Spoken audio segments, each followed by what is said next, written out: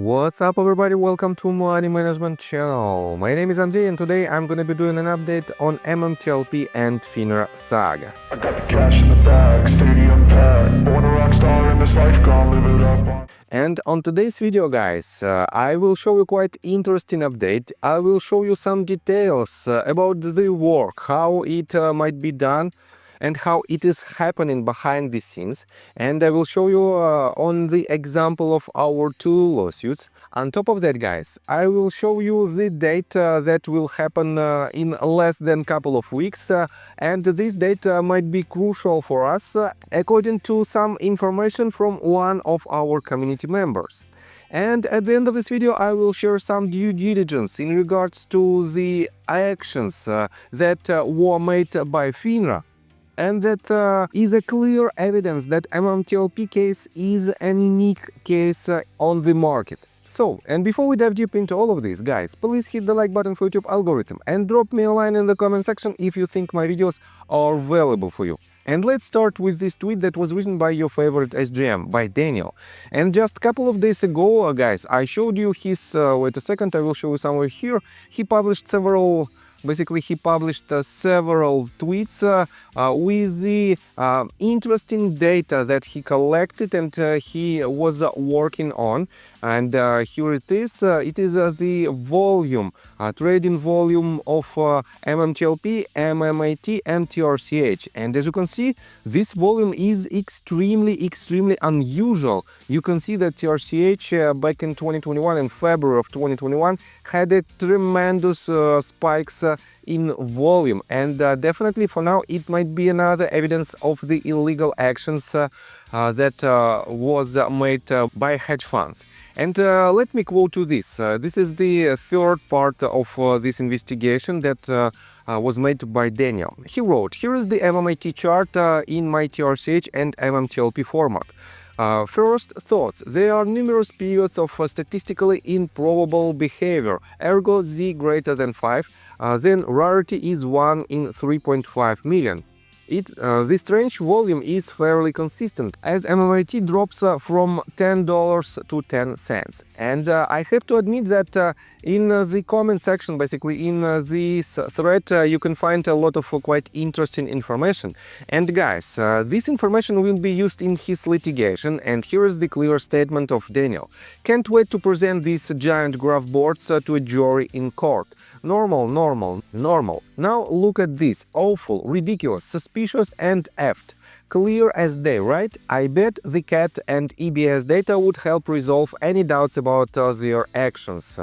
And let me show you that... wait a second.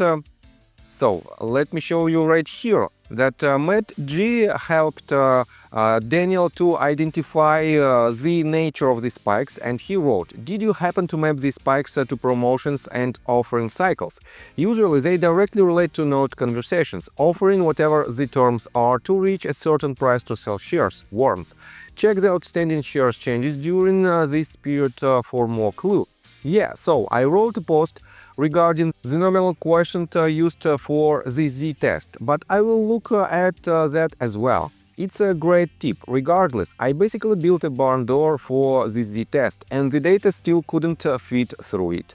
And he also added this. Also for record, I marked the key dates on the graph to go looking for the data later. I was hoping me and Marcos Montero could get a little help from the internet. Hint, hint. And guys, take a look right here. Wait a second, I will show you on Marcos' Twitter account. Marcos responded to this the following data. So, he wrote this, I gotta say those crayons of yours are something else, but during that colossal trading spike before the merger TRCH and MMAT, the volume skyrocketed 21x, yet the price barely nudged, only climbing 3x. Makes you wonder, doesn't it? And here you can see the dates where TRCH basically was tradable back in June of 2021, right before TRCH and MMAT merger. And here you can see the spikes in the volume with the barely changes in price. And guys, this might also be quite suspicious, because take a look at this chart. I already showed you. So, as I requested, TRCH data is the same format as MMTLP. Things to think about. Top volume day was 205 million or so. High price $21.76. Then look at the volume months prior and the price on the graph. Then look at the volume and price for the last 10 years prior. The fact. And yes, you can clearly see these anomalies, these extremely high spikes in the price. And because of these, guys, I have to admit that slowly but surely our headliners, and for now we have several of them who filed lawsuits just recently, they are working hard in order to push their cases forward. On top of that, guys, I have to admit that nothing can stop them. And let me show you this example. Scott wrote this tweet, wait a second, just yesterday, and he wrote, yep, leadership malpractice, see below, but in other news you can use. How's that NDA with McAudit threatening you, Matt? Is McCabe going to cover your legal expenses defending that SEC complaint? You are going to be mentioned in the same complaint as Clint Plant, the guy who falsified oil field data for McCabe on the Texas Railroad Commission website. When it gets filed at the end of the month, when there is a new sheriff in town, 10B-5 issues all day long, and it appears others in 1209 and elsewhere may be filing criminal charges against Will Stewart for using the NBH logo with McCabe's permission. See pump of MMTLP and NBH below. And his participation in the pump and dump with Andrew Yagani and David Clare. Yes, 21st January of 2025 can't come soon enough, and some people will hope it never gets here. Andrew Yagani, it means and due diligence as far as I understand, has an active complaint against him with the FBI already and a case number from the Vermont State Police. And one more item. In Moaz Kassam from Anson funds related to one of the super pump and dumpers here in TRCH, MMTLP and Next Bridge. Like a certain guy in Los Angeles. What's the Anson Fund's connection to the MMTLP scandal? And what about Roth Capital too? And he refers to the Kristen Shaughnessy's tweet. Let me show you this in details. Kristen Shaughnessy wrote the following. Wait a second. From what we are hearing, the feds want Moaz and his senior team in handcuffs. Illegal naked short selling are turning on each other. We have had number of sources close to Moaz Kassam write to inform us that Moaz Anson recently received a sealed indictment. According to these sources, they have been found guilty. However, as cooperating witnesses, that information is being kept from the public for now, whilst they are used to assist with ongoing investigation. And guys, I have to admit that it is quite interesting add-on to our case, and let me quote you the tweet of Scott further. It's funny that Anson Funds was identified by an MMAT insider recently, thinking they were behind the massive shorting of MMTLP. And look at Scotty Trott email back in October of 2024. That has gone unanswered, but in these hands of the right people.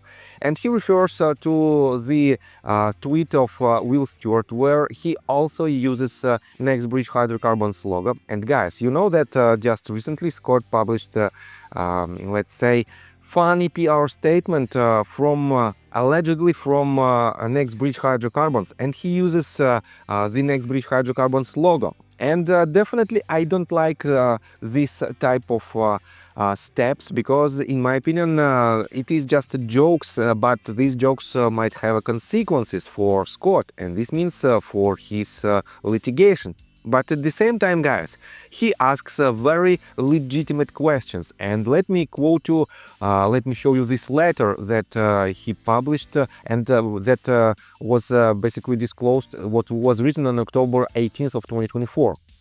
Questions regarding attempts to buy NBH shares to cover short positions of MMTLP in late 2024 to early in late 2023 to early 2024.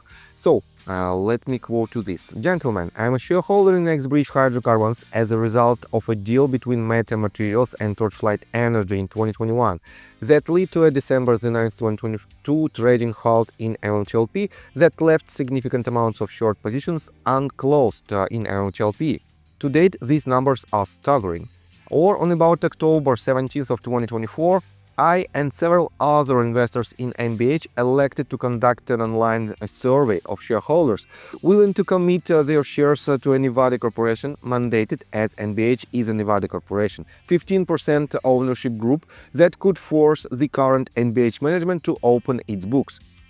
McCabe refused to answer questions I had with him regarding the contents of the attached public statement he made, wherein he identified an investment group that approached to the NBH business bank of record to purchase shares of NBH to cover their opened short positions left over from MMTLP and potentially even TRCH, which spun out the MMTLP Series A preferred dividend that would move as a 1-for-1 into NBH as of December 13 of 2024.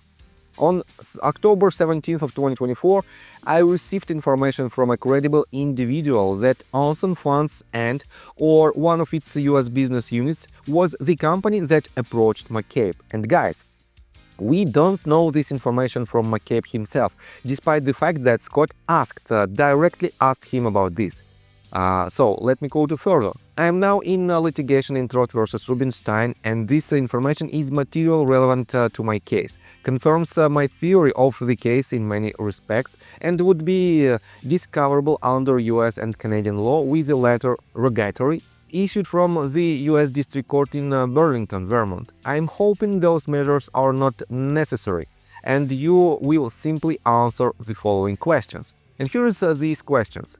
How many shares were sought for purchase? Next one. What price was offered for these shares? Next one. Was the deal ever consummated in any form? Next one. Did McCabe offer shares of any of his other companies to Anson Funds in lieu of NBH shares? And the last one. How many shares short was Anson Funds or any of its business units or subsidiaries in MMTLP at the time of the U3 trading halt? So guys, these questions are pretty straightforward, but at the same time we don't have any answers from Greg McCabe in regards to this matter. On top of that, guys, take a look right here. I want to show you some comments under the same exact, under the same exact tweet. So, MMTLP TRCH wrote this: don't need an NDA unless you are doing sketchy crap.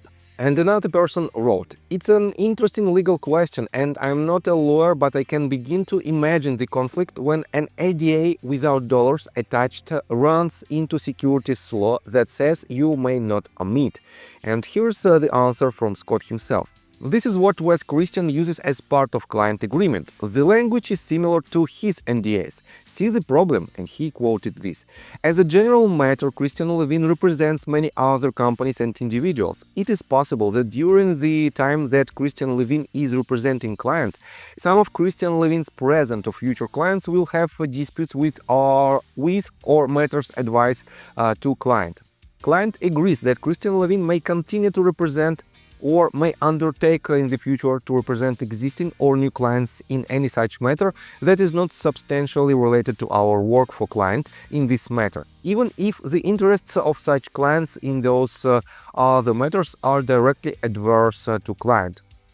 Christian Levin agrees, however, that client's prospective consent to conflicting representation content in the preceding sentence shall not apply in any instance where, as a result of our representation of client, Christian Levin has obtained proprietary or other confidential information of a non-public nature that, if known to such other client, could be used in any such matter by such clients to client's material disadvantage. So guys, it is quite tricky to understand, but if you read it twice as I read, you can understand the trick inside this NDA. And let me show you even more interesting information. So, MMTLP TRCH wrote in response to this tweet, "Thank you for your brilliant work in filing. I know I thank you a lot, but you give me hope for MMTLP restitution. Blows me away that people get completely fucked investing."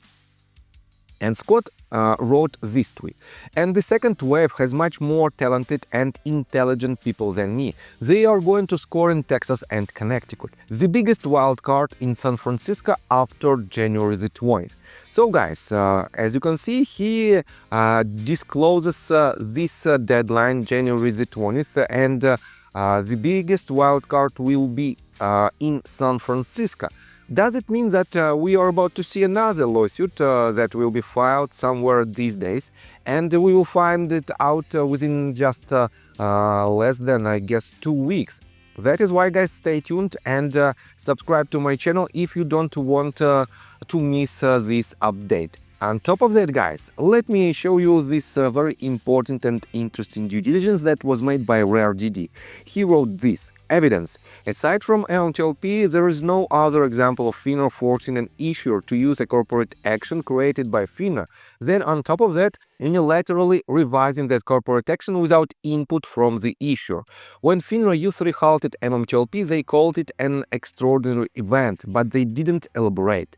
More than a year after the U3 halt, Robert W. Cook had this to say in his response to Ralph Norman and over 70 other members of Congress." Here is the direct speech from Robert W. Cook. "FINRA's decision to halt trading was due to clearance and settlement concerns in light of the structure and timing of the corporate action." He went on to explain those concerns, but he neglected to point out that FINRA was responsible for the structure and timing of the corporate action, image 1. And he, by the way, guys, he, as usual, added the proofs of his investigation. He obviously left this out because it contradicts FINRA's role according to their Rule 6490, also included in the response. FINRA's role is limited to reviewing and processing the submission and announcing the corporate action to market participants, image 2. So, what happened is FINRA changed the initial MMTLP corporate action, something they are not supposed to do. FINRA then unilaterally revised the MMTLP corporate action without input from the issuer again, something they are not supposed to do. FINRA created what FINRA referred to as an issue related to settlement and clearance, but they didn't identify this issue before they posted the corporate actions to their daily list, something that they were supposed to do in accordance with their Rule 6490. FINRA then U3 halted trading in MMTLP, allegedly to protect hypothetical investors that might have purchased MMTLP after December the 8th. And guys, we know that MMTLP was tradable at least because of this data that was collected by Daniel, by your favorite SGM. And wait a second, I will show you this chart that I showed you just yesterday, somewhere here. Yes, you can see this trading volume for MMTLP after December the 8th, after the U3 halt. As you can see, on December 27th we have spike in the volume, and at this point in time MMTLP was already U3 halted. On top of that, guys, let me remind you that in March of 2023 or in March of 2024, I might confuse the year again, it is quite interesting, but we are here for more than 2 years. At this point in time, Tiger, I guess somewhere Asian Tiger, something like this, broker-dealer, also traded MMTLP shares, and we know this as a fact, and this evidence was also represented in some of the lawsuits that were filed just recently. So let me quote you further. "Even though messaging from brokerages indicated that this wouldn't have been possible, and even if by chance it did occur, FINRA could have easily reversed those transactions via their Rule 11893-2. But of course, none of this would have been necessary if FINRA never changed the MMTLP corporate action and neglected to perform their role of reviewing and processing what the issuer requested. this was fraud. So guys, I have nothing to add to this information. We just have to wait until some updates happens in the litigation space or in other spaces, because we have to rely on any possible path to the resolution. And guys, let me tell you my personal story. I have a wife and 2 children aged 11 and 15, as well as a small dog.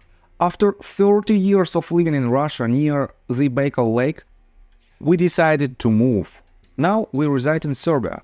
Although I don't own any MMTLP shares, I invest a lot of time creating daily MMTLP videos. I have been doing this every day without days off and holidays for more than 1.5 years. Now I wish to buy back this time from my family, from my children. We've agreed that I will ask the MMTLP community to support me, and I will give all the money to the children. Therefore, if you believe that I am providing useful content for you and wish to support me, you can join my Patreon account. For $5 a month, I will add your name to my list of supporters if you wish. Thank you in advance. The link you can find in the description below. So, I think that's all information that I want to provide you. If you like my video, please hit the like button and subscribe to my channel, and see you guys and girls next time. Bye! I got the cash in the bag, stadium packed. Born a rock star in this life, gone live it up on the attack. Baby, I'm back.